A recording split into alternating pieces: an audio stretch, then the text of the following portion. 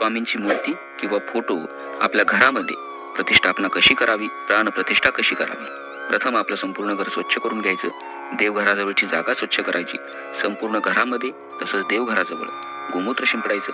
स्वामींची मूर्ती कशी घ्यावी, फोटो कसा असावा, फोटो किंवा मूर्तीची प्रतिष्ठापना आपल्या घरामध्ये कशी करावी, प्राणप्रतिष्ठा कशी करावी, कुठल्या मंत्र साधना कराव्यात, अशी सर्व माहिती आपण आजच्या या व्हिडिओमध्ये बघणार आहोत.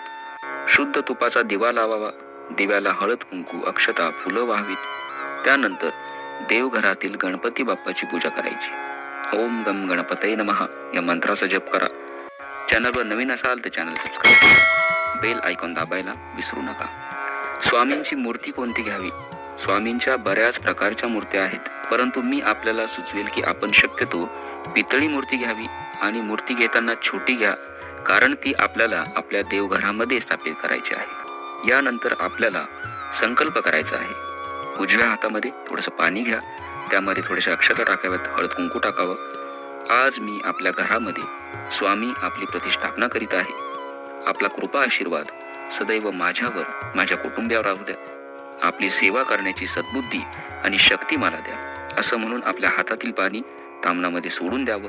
तामण स्वच्छ करून घ्यायचं. त्यामध्ये थोडेसे तांदूळ घ्यायचे, एक तुळशीपत्र घ्यायचं.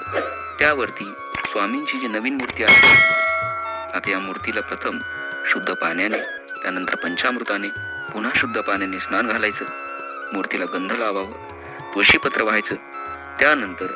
त्यानंतर आपण आता स्वामी महाराजांना अभिषेक करणार आहोत. अभिषेक सुरू असताना आपण चमच्याने किंवा पळीने थोडं थोडं शुद्ध जल किंवा पंचामृत स्वामी महाराजांवर सोडत राहायचं आणि पुरुष सुक्ताचं पठण करावं, कारण स्वामी महाराज हे पुरुष देवता आहे. मूर्ती किंवा फोटो आपण कधीही खरेदी करू शकता, परंतु स्थापित करताना आपल्या घरामध्ये प्राणप्रतिष्ठा करताना गुरुवारी आपण शक्यतो करावी. तिला आपल्याला रोज स्नान, पूजा, अभिषेक करायचा आहे. अशा वेळी मातीची किंवा पीओपीची जी मूर्ती असते ती भंगण्याची शक्यता असते. स्वामींची मूर्ती किंवा फोटो आपल्या देवघरामध्ये स्थापित करावी. आपल्या घरामध्ये स्वामी समर्थ महाराजांचं अधिष्ठान असणं अत्यंत आवश्यक आहे. या विश्वाचे चालक, मालक, पालक स्वामी महाराज, ज्यांच्या इच्छेनं या विश्वाचा सर्व कारभार चालतो, त्यांचं आपल्या घरात अधिष्ठान असणं म्हणजे आपल्यासाठी अत्यंत भाग्यकारक अशी गोष्ट आहे. म्हणूनच आपण स्वामींची मूर्ती किंवा फोटो आपल्या देवघरात नक्की प्रतिष्ठापित करा. ज्यांच्या घरात आधीपासून स्वामींची मूर्ती किंवा फोटो असेल त्यांनी फक्त या व्हिडिओत दाखवल्याप्रमाणे स्वामींना अभिषेक, पूजा अवश्य करावी. स्वामींची प्राणप्रतिष्ठा अवश्य करावी. व्हिडिओ जर आवडला असेल तर सबस्क्राईब नक्की करा. अरे बाळा, उदास असशील तर माझे नाव घे.